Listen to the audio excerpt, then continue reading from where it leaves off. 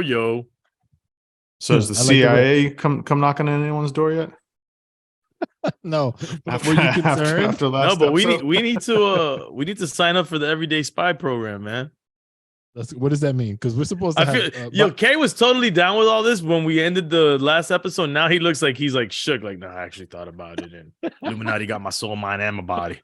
How could I look shook? I'm emotionless looking. That's your shook. Your emotionless look is everything. It's shook. It's anger. It's strength. Sadness. Yo, come to think, I'm trying to. No, I like the remember Everyday if Spy I've ever shit. seen you. No, I've never seen you pissed off, Kay. Oh, I've seen him pissed.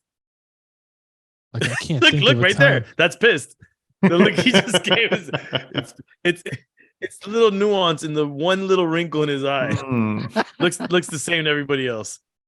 You know what though? I don't think we've ever been in an environment where you would have gotten pissed off together. That's probably why. Yeah, it's usually on some chill shit. But yeah. Ian and I have been in a couple funky scenarios. We have been. Yeah. Speaking of funky scenarios, do you remember when you and I first met? Wasn't it at that? Yeah, at the Mayday show, wasn't it? Or is it someone was DJing? Erica Badu was DJing? Nah, at that one spot, right? Yeah, that you came. Kay had you meet me up. Nah, bro. You and I met. So Kay wasn't even living in Miami anymore. Yeah, I know. But you were there, right? You were still living there. In Miami. Yeah. Yeah, he told me to link up with you because you're his frat brother. Uh-huh. And whatever. And you came to this club. Is that club in Midtown? That little spot. I think it's called a Living Room or some shit like that. I went there, but I think we met before that. So check what happened. We met at a Chipotle, bro. It was you. No, bro, that was not the first time. That was the next time. Yeah, that was the first time was at the and you get more drunker than I, and you remember that? Because I don't remember. I remember that. Well, because we were trying to have convo in a little ass venue with music, and we're trying to have like a fucking industry conversation, like picking each other's brain. And I'm like, this is ridiculous. And then you came to some, I don't know where the Wynwood thing, why you hung out with us. That was a Mayday concert, I think. Okay. No, that one was because I knew Noms and I was going to support Noms. And then I just realized that you had something to do with Mayday at that point. I don't think I knew that. But you're trying to say that's the second time maybe that we met, that thing happened at Chipotle? Chipotle! Yeah. So this might actually be the most riveting podcast conversation we've ever had. No, I bring it up because my kids asked me the other day, like, how do I know you? Right. And I'm tracking back, like, when was the first time we met? I mean, obviously Kay was the plug, but then like, what circumstances made us meet? And then why are we friends now? Right? Because I could have easily just been like a passerby, sort of like, yo, hi, bye, and never see each other again. I could tell you, well, Kay put the word in that you're a good dude and that we should link up. And, to me, that holds a lot of stock if Kay tells me someone's a good dude, because I think Kay's a good dude. He's one of my closest friends. And so that's how we linked. And then you were smart enough to humor all my dumb shit that I was telling you. And you were like, yeah, bro, I'm going to really help you. We're going to tomorrow, we're going to blow up. And I'm like, bro, this guy really believes in me. Because we're both dreamers. So you were like, oh, another dreamer. You're way more of a dreamer than I am. You were like, bro, what you've done is amazing. And tomorrow, we're going to make billions. It was around the 10th anniversary of Crazy Hood, if I remember correctly. You were about to celebrate the 10th anniversary. Nah, it was the 20th already, bro. No way it was the 10th. No, you're right, 20. No, because you're hitting 30, or you hit 30. We're hitting this year's 30. This year. Yeah, so it was around the 20th anniversary. I was still, I think, at the Viscane office. Yeah, sounds about right. Yeah, and then we connected, and my thing is, if you meet someone that you feel is genuinely a good person, a decent person, you should try to keep those people around, because those are hard to find. All right, I'm going to record this and I'm going to stash it because nobody's going to believe that you're actually giving me props right now. So I got to make sure. I give you props all the time, bro. So let me ask you guys this in the whole convo of friendship. What? Why are you laughing? Because it sounded like you just heard the voice of God speak. No, because the shit did the max headroom on my end. Oh, like, did it? Okay. It sounded like the beginning of Liquid Swords. Is that Liquid Swords? No, maybe not. Yeah, it is. Okay. So what do you got? What do you guys? Do you have conversations with your kids and maybe? Oh, you're tying it all back to fatherhood. Yeah, I can yeah. like Come it. on, I like come it. on, man. I'm a pro. And so conversations about friends and I don't know if you've even had these conversations with like your daughter at this point. Might be too young still, but like just like how do you talk to your kids about friendship and making friends and like how valuable or not valuable friends can be? Like I'm definitely having more and more conversations about that with my son, just in terms, especially coming to like a new school and all that kind of stuff. And like, you know, you don't necessarily have to have a ton of friends versus finding and sticking with people that you really vibe with, because you know that's way more important than, you know, the quantity. Have you had any kind of friendship conversation with your daughter yet? Does she make friends? Talking to me? Yeah. Nah, I mean, the only conversations is trying to figure out, you know, if she remembers other kids' names, like who are your friends, and the only where we've just recently noticed that she has like the one kid that she like says is her friend and that went to her birthday and she hung out with that kid the most, you know, so obviously that kid has influence on her or vice versa. But I don't feel she's old enough. And what I wanted to say to that is really quick is that I feel like I'm impatient because I want to be able to have more mature conversations that will actually stick and sink in. And, you know, you just feel like I want to get to her before they do, you know, type of mentality, you know, before the other people get to her. And so I want to have these conversations, and, you know, I'll try to throw things in. And my daughter's pretty funny, man. Like I'll try to go deep with her and I'll be like, Abby, look at me. And I'll start talking to her and she'll look and she'll be like, can I have a popsicle today? Right. And I'll be like, what the fuck, man? I'm trying to go deep right now with you and say something deep. And I was trying to keep it simple. And this is you go, like, she'll just like squirrel. Like she just goes, she's not paying attention. She doesn't give a fuck. And yeah, that's where I'm at right now with her. She's her father's daughter, bro. Basically. I feel like my son who just turned 3, I could maybe have more deep conversation with him. What about you, Manny, and your kids? On the friendship tip, we're actually having conversations with my youngest daughter about that now. And all my kids are having the same conversation with her, kind of in their own ways. Because she has this thing that she feels she needs everybody to like her, and she doesn't like people being upset with her. Yeah, it's a tough one. So, and it starts here at home. Like I could tie it back to things that we might do or say that may make her feel like we don't like her. And then we got to make sure that we double back and like, you know, like if she does something that she's not supposed to, we reprimand her. And then she takes that as a sign of we don't love her.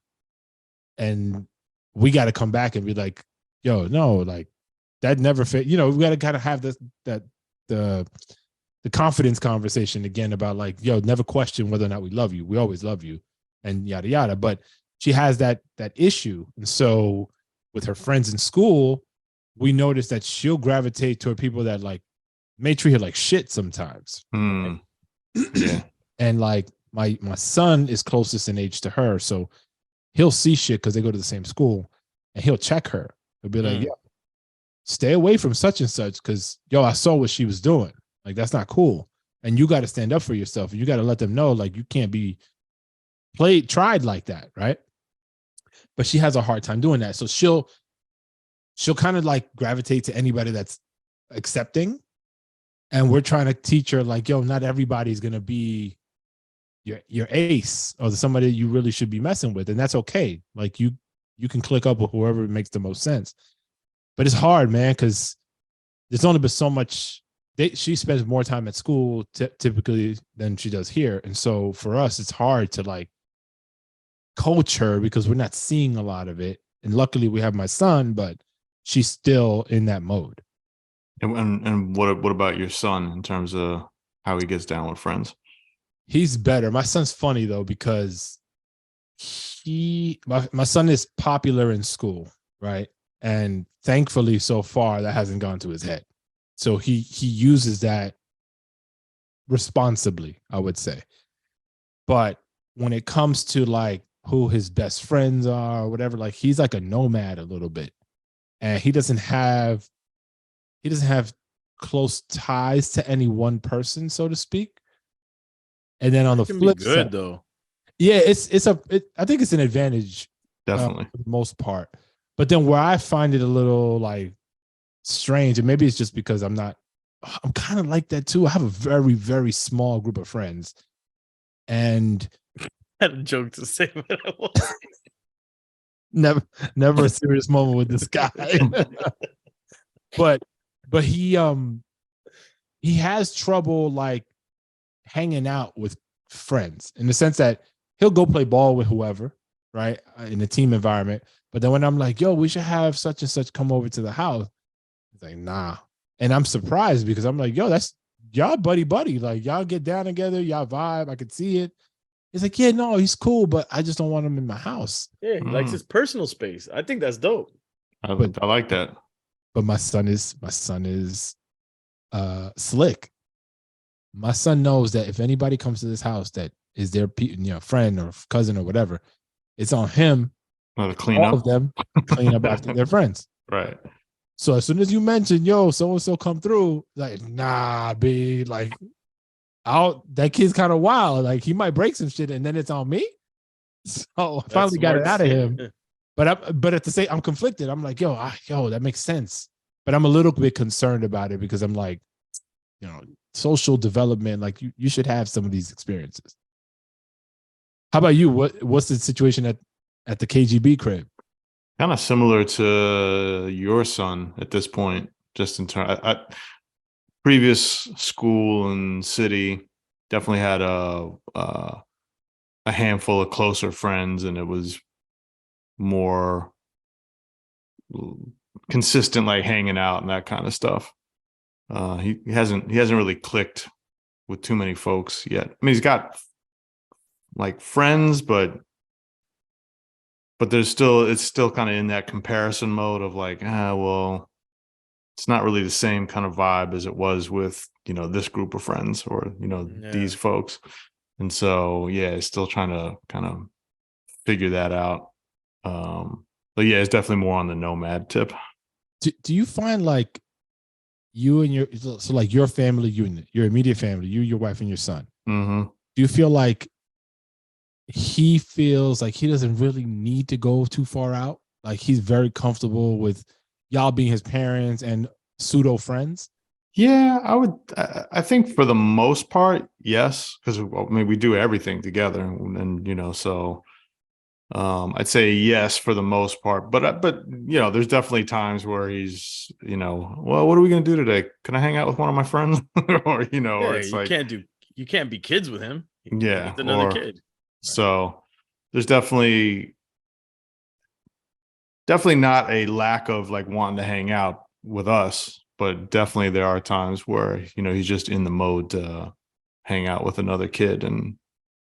But then oftentimes, because we are also not like super connected with the community, families here and everything, and it's not like, some of the folks that we knew previously, they lived down the block, or, you know what I mean? And it's like, okay, way more connected. And it's like, right after school one day, it's, can I hang out with such and such? And I'm like, well, I don't even know this kid's parents' number. I don't know what the hell they do after school. You know what I mean? It's not that easy. You should just have a block party. Invite everybody over to the crib. Nah. Get EFN to spin. I'm good. That's also another thing that's also another thing I have to get over. I mean, I'm fine with, he's had friends come over and everything, but I'm also on I don't really, I don't Antisocial. love, yeah, not anti. I just, my house is like, It's your feel- sanctuary. yeah, yeah. And so I have to get over that on my own, in my own head sometimes, with like, just fucking stop worrying about it and shit. You know what I mean? It's so. I get it. And I bet you, E, you're probably similar too. And I don't know if it's like our generation or culture or whatever, but like, I feel the same way about my house. But over the years, I've let go more for their benefit, right? Because like, Yeah. all right, friends come through, maybe they break some shit or they, dirty some shit up. Yeah. Used to get really tight. But then I'm like, yo, like, what kind of shit was I doing in my friends' cribs? Right. Yeah, I totally realized that that's something that I have to work on, am working on, because I can, my immediate thought when it's like, hey, can so and so come over? So and so, I'm in my head, I'm like, ah. And you got to play host, which sucks too. Playing Right. host. Yeah. No, but then like if your kids' friends start wilding out, like, what do you do? Like, you're gonna like, yeah, no, I don't want no kids at the crib. No, I don't want that shit. Yeah, that shit gets tough. Man. Man. They could bring people over when they're 21 or something. Yeah, well, that's coming even soon. then, that's coming soon, my friend. I don't know, man. I want to pivot a little bit. Have you guys ever put much thought into how short of a period it is that our kids are kids? Yes, all the time. Yeah. And and how much, like, do you ever go into a deep dive in saying like how much time that you work or do something else takes away from that time with the kids? Yeah. Almost every week I take I do a little bit of accounting and I'm like, yo, how much time did I spend like away from giving them attention? Did I share this quote with you last time? I read a headline. It was last week. I think I was talking to my wife about it, but the headline was, the only people that will ever remember that you worked late were your kids. Nah, I don't remember you sharing it, but I think I've heard that before. Well, I saw something that on social media that was like, broke it down by like, you're only gonna have 12 graduations. You're only gonna take your kid to 12 of this. You're only gonna do 5 of this. You're only gonna do, like all, like breaking down all those milestones until they're 18. And I was like, God damn, that's only this. It's a very short amount of time. It's tomorrow. And if you miss one, you miss one of 12 or one of this, and it's like, fuck. I was having this conversation with a friend of mine. He works a lot, bro. And he suffers because he doesn't get time with his kid.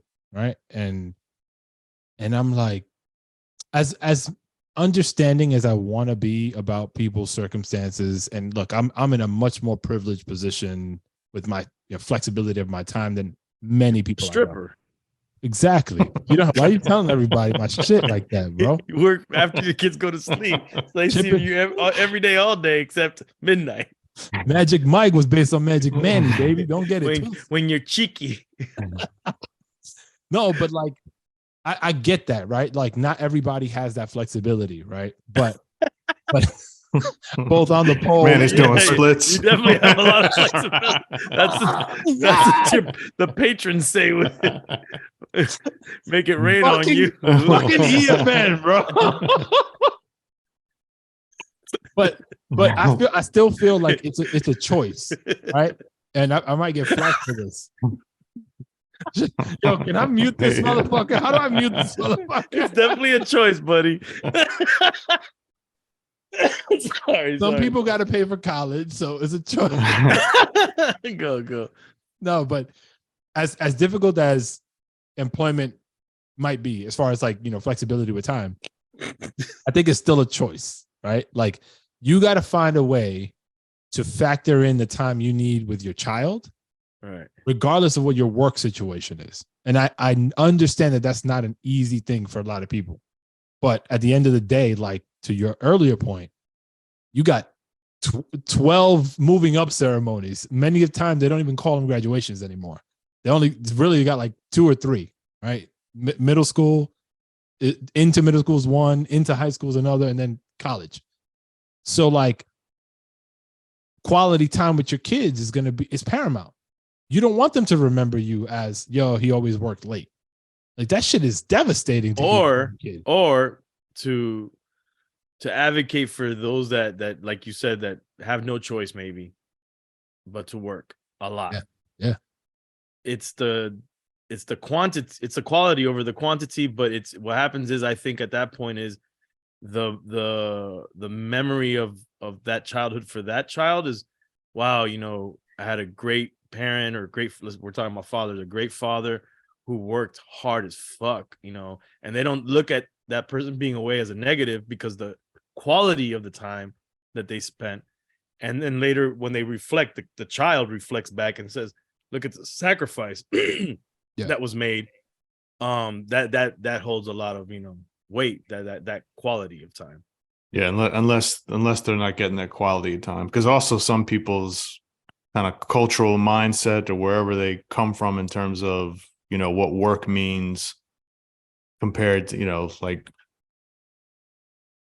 if I'm paying bills and taking care of things and making sure that everyone is taken care of, then I've done my job, and that's the quality time. All that other shit kind of goes out the window for some folks.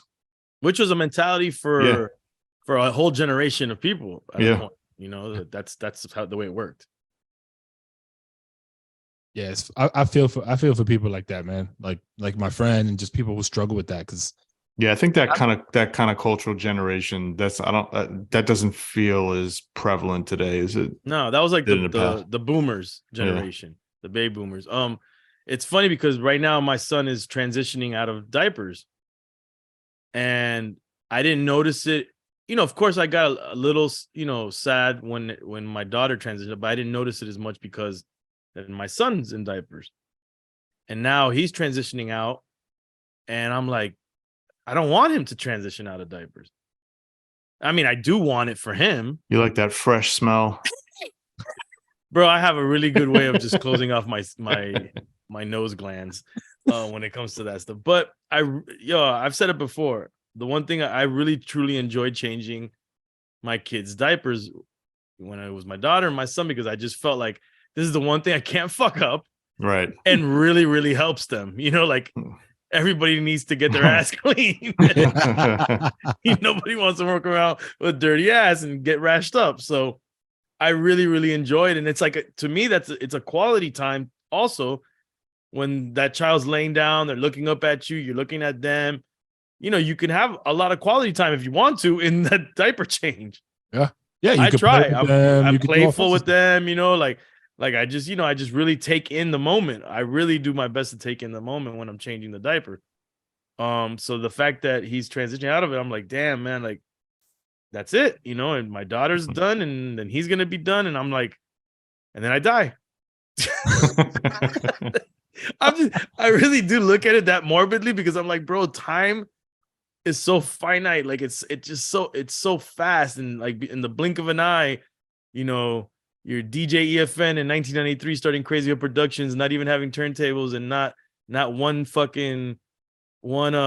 piece of hair on your chin, and then you're fast forward 30 years and you got a full-on white beard and no hair hair on your head.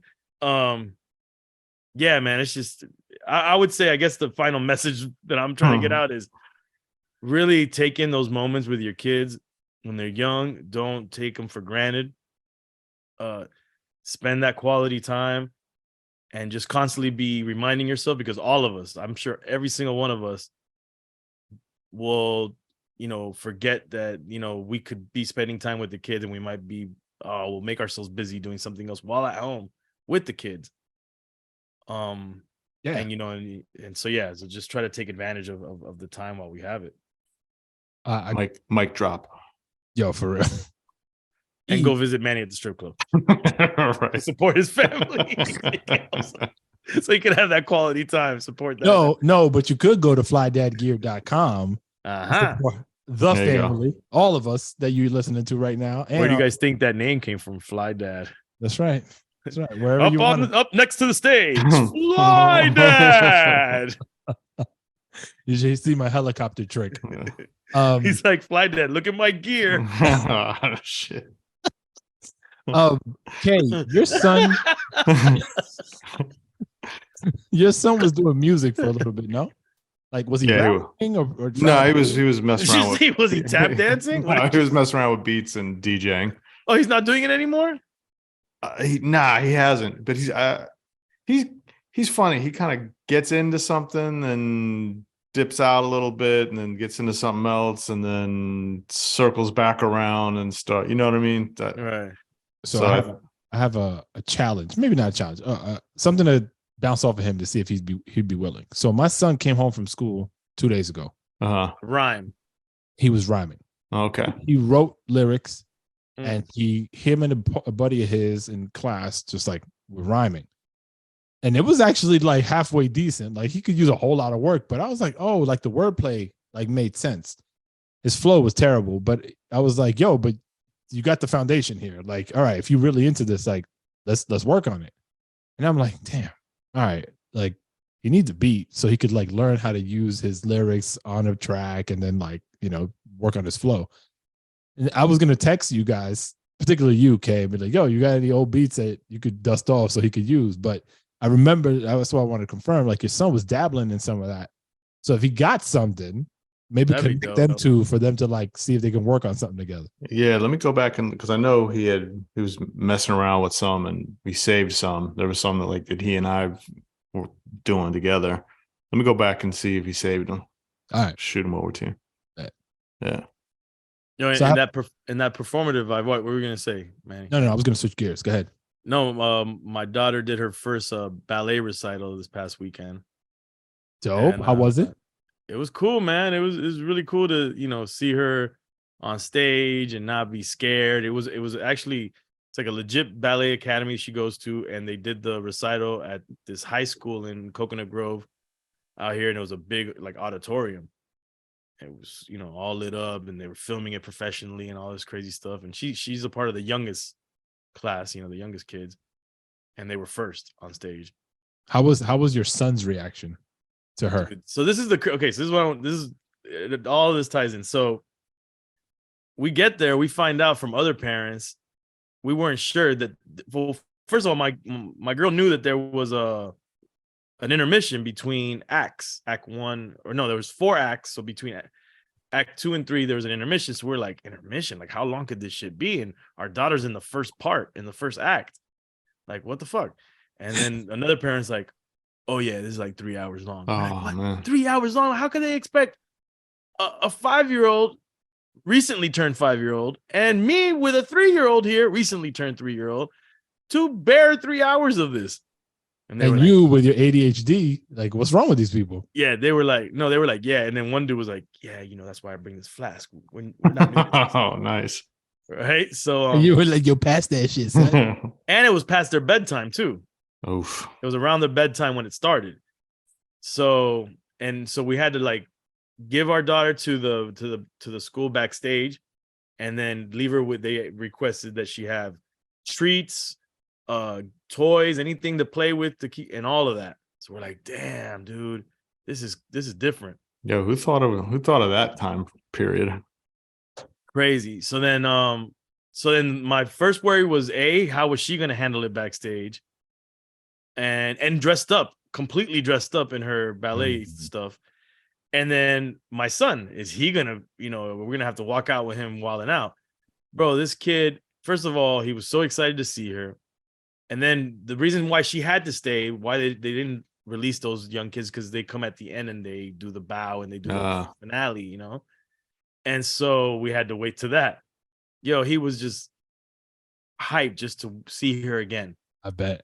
And he was just like, Sissy up next, Sissy. And we're like, no, not yet. We gotta wait. Bro, he was good the whole time, awake.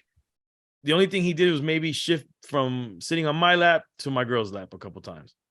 But he didn't cry, he didn't ask for the phone. He was just there, just watching the show and just waiting for his sister to come back on. And then when she came on, he applauded, and I was like so proud. And then she did so well to the point where I was like, man, I hope she doesn't have to go to the bathroom wearing that whole thing with these just the teachers back there. She's like, yeah, I pooped. We're like, what? Oh, damn. And mind you, and not to put too much TMI out there, she had a stomach issue the night before. Oof. Oh, wow. So we were worried, like, hopefully, nothing goes astray during the, during and before and during. Can you imagine? But she said that the teachers, like, she told the teacher, I have to go to the bathroom. They helped her out of her stuff, put her in the bathroom, and she said they gave her private time, and that she cleaned herself, and then when we got home, we checked, she did good. And yeah, she went through it, and she received her flowers at the end. She just looked like a little pro afterwards. And I asked her, how did you like the attention, the applaud, the people cheering? And she said she liked it. She's like, yeah, I really liked it. So I think she got the bug. That's dope. Nice. It's so your son still he's only 2, 3. He still calls his sister Sissy. Sissy, yeah. So both of my younger kids called their older sister Sissy. And now she's 7, my youngest. She calls her sister still Sissy. Every so often she'll call her by her real name. And like my wife and I will look at each other like, uh-oh, like that cute thing is going away now. But luckily it still sticks around. Like she still uses it, but you see it starting to fade.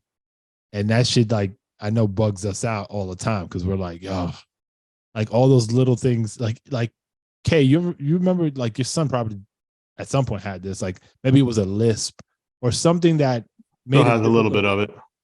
Like that shit is so dope. And then when that shit starts to fade, you're like, fuck, bro. Mm-hmm. The cuteness thing like starts to go away. Yeah, you got to hold on to it. It's like what he was saying though, like they grow up really, really fast. And you hear that shit is so cliche, but man, when you're going in the moment, you don't realize it. And this is kind of the pro and the con of like having these reminder pics or videos. Oh, yeah. It's like, yo, that was 2 years ago. Look at the difference between that and this and the other thing. And it's wild, man. I don't want them to grow up. But I have one question before we head out. And the question is, we're heading out already? I'll start with you, Kay. Yeah, it's almost that time. Yeah. What's the thing you run from that challenges your machismo, so your ego, right, as a man, that your lady or kids will stand up and handle? The one thing that I run from? I'll give you mine while you think about it. All right. E, get ready. Oh, I got it. I already have my answer. Go ahead. All right. So blood. So if my kids get injured and blood starts popping, I get so pissed that they got injured, and then fear sets in. That's one. You get pissed at them that they're injured? I get pissed at the situation, not at them. And that's something I got to work on, because I get upset at the circumstance, and of course they're going to take it like it's on them. Like I'm pissed at them. That's not the case. It's just it could be prevented. And so I'm just like, fuck, if we only did this and that, it wouldn't have happened. So, and then right away I get scared. And, my wife, she knows me by now. She swoops in, starts handling shit. And then. Yeah, I understand that reaction though. I can understand it. Go ahead. What's yours? Mine is cockroaches. Ooh. I don't fuck with cockroaches. See, I grew up, cockroaches is like my cousins. I grew up. Yeah, no. Fuck that. Fuck cockroaches, man. In LA when I was little, they were not that, they were average sized little bugs. And then when I moved to Miami, they had a fucking Air Force, and they were big palmetto bugs. I was like, fuck that shit, man. So your lady will come in and she'll handle it. She'll hit it with the chocolate. She'll be like, oh, cockroach, you don't get it. And I'll be like, nope. I'll get it, but my way is like a long ass broom or a vacuum cleaner and do some all kinds of crazy shit. Like I ain't going up on that bitch. Like I ain't trying to fucking put that shit in a headlock. My girl will go and do the chancleta thing. I don't even want that shit touching my shoe, bro. Fuck a cockroach. What about you, Kay? Man, I'm racking my head. Well, let's see. Yogurt. What? This is some Buddha shit. No, Well- if they want to eat yogurt, they got to go scoop all that and do all that themselves to eat yogurt. I don't like fucking dealing with yogurt. You don't like scooping yogurt out of the yogurt thing? Nah, That's some weird shit. not that I'm scared of it. I just don't like it. Yeah, So it's just like, it fucks you up. But is it like the consistency, the way it looks? What about it?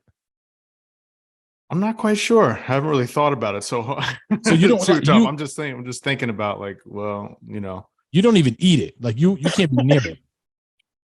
I mean, sometimes I'll dish it up for them if they want, but if, for the most part, you know, if it's like, oh, can I have a thing? I'm like, that's not something I do. You don't be eating parfaits and shit. No. That's hilarious. The other thing I don't really like although I like frozen yogurt. Okay, but that's a different consistency. Maybe it's I like some non-dairy. I think it's the dairy side of things. I'm not super big on dairy. You So must I have don't- had a situation with yeah, yogurt. you had a traumatic shitstorm. Something happened to Boy. you. I don't know. I don't like milk. Although I do like ice cream, but I don't like milk. So I guess I attribute yogurt to milk. the And so milk, I don't fuck with it though. Snakes. You want to see me run like a little bitch? I mean, I think snakes is whatever. Like nobody wants to be hanging around a snake. Nah, Yeah. I get. There's a, like, you know how I don't think roaches do this, but like, you ever like you jerk your body so hard over like something that stupid, but in the moment it's like your life is in danger, and like you Cockroaches. does that to you? Yeah. Like like if it was a flying roach, I could see that for me anyway. But like, it doesn't have to fly. It just has to It has to come be near there. me. I'm out of here. Fuck a roach, man. you know, you'll see me Roaches are skid like a nasty. motherfucker. Yeah, they are nasty. But a snake, come on, nobody likes snakes unless you're a fucking snake handler. That's true. I feel like that. Nah, that's an average one, man. Like there was a snake in our pool area, and I mean, I was trying to capture it. Actually, I did capture it. See, I wouldn't even go that close. I couldn't get that close with the pool. I mean, you're just a thing little or bitch, anything. man. Yes, yes, absolutely. Especially with fucking snakes. Get out of here. I guess we'll table it for next week if it's even news. But y'all seen the new UFO shit? Which dude- one? That dude that you was talking about on Twitter, that The one saying they have a whole spacecraft. He says they've had spacecrafts for decades and bodies. But Yeah. there's something off with that dude that I mean, he's supposed to be official. Like this is not like the other whistleblowers. He's a legit whistleblower. He's in the system, went straight to Congress, went through the whole official whistleblower system, and he's like legit. What? Why are you laughing? 'Cause He you went to whistleblow a lot? whistleblowers. He went to whistleblower school. you Yeah. blow a lot of whistles right now, bro. Blow the whistle. Yeah, so he's trying, but it's funny because we're in this like time and in this world that none of this shit matters anymore to anybody. We're like, whatever, bro. Yeah.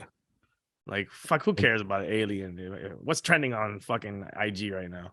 All right, table that. Let's talk about that next week. I got to get the hell out of here. All right, y'all. Go do your thing. All right. Pizza. Peace.